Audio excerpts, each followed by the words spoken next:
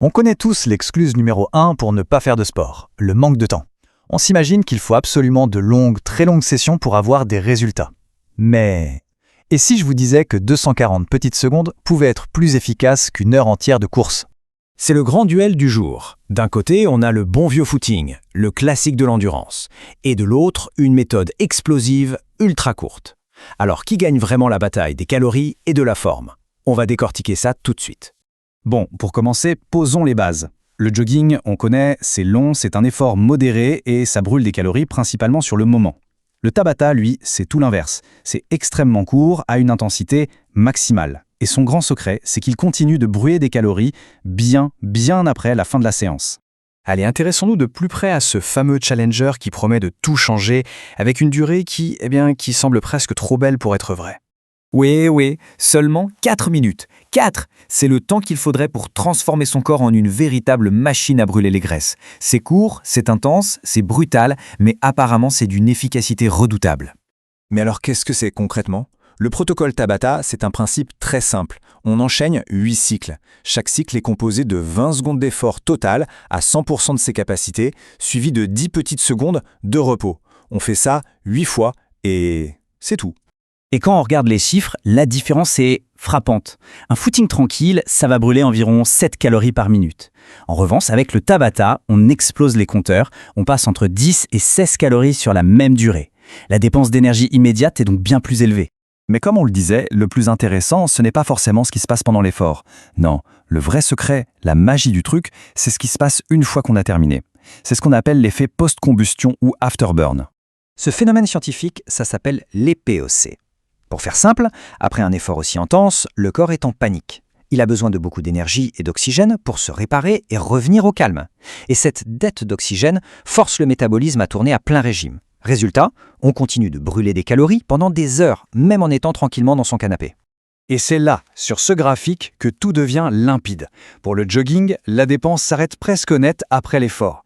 Mais pour le Tabata, regardez-moi cette barre après. Une part énorme des calories est en fait brûlée bien après la séance. C'est ça le vrai gain sur le long terme. L'analogie est parfaite, non? En fait, en sollicitant intensément les muscles, le Tabata augmente la masse musculaire. Et plus on a de muscles, plus le métabolisme de base est élevé. Le corps devient donc une machine plus performante, qui consomme plus d'énergie en permanence, pas seulement pendant l'effort. Mais attention, réduire le Tabata à un simple brûleur de graisse, ce serait vraiment passer à côté de l'essentiel. Ces bénéfices vont bien plus loin et touchent à la fois le corps et l'esprit. Là où les longues sessions de cardio peuvent parfois manger du muscle, le Tabata, lui, le protège et le renforce. Il solidifie la ceinture abdominale, ce qui améliore la posture. Et ce n'est pas tout. L'intensité de l'effort stimule aussi le cerveau, la mémoire, et s'avère être un excellent défouloir pour calmer l'anxiété. Bon, assez de théorie. Comment on fait concrètement? Passons au plan d'action. Le protocole, on l'a dit, est simple. On choisit un exercice qui fait travailler tout le corps, comme des squats, des burpees ou des pompes. On se donne à fond, vraiment à fond, pendant 20 secondes. Puis, 10 secondes de pause pour souffler un coup. Et on répète cette séquence 8 fois. C'est tout. Par contre, attention, pour que ces 4 minutes soient vraiment miraculeuses, il y a quelques conditions à respecter. Il ne suffit pas de s'agiter dans tous les sens, il y a des règles d'or.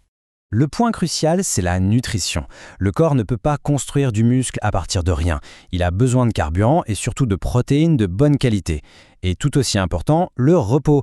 C'est pendant les jours de pause que la magie opère, que les muscles se réparent, se renforcent et se développent. On arrive au bout de cette analyse, il est temps de résumer tout ça et de déclarer un vainqueur dans ce face-à-face entre la durée et l'intensité. Si on résume, sur le plan de l'efficacité par rapport au temps, de l'effet afterburn, de la protection des muscles et même des bienfaits sur le mental, le Tabata l'emporte. Et de loin. C'est une méthode clairement optimisée pour celles et ceux qui veulent un maximum de résultats en un minimum de temps. Et tout ça, ça nous amène à une question de fond. Dans notre monde où chaque minute compte, peut-être que la clé de la forme physique ne réside plus dans la capacité à durer, mais plutôt dans la capacité à être intense. Une idée qui mérite réflexion. Cette vidéo vous a plu ? Likez et abonnez-vous pour ne pas rater les prochaines. Appliquez nos conseils et partagez vos résultats en commentaire.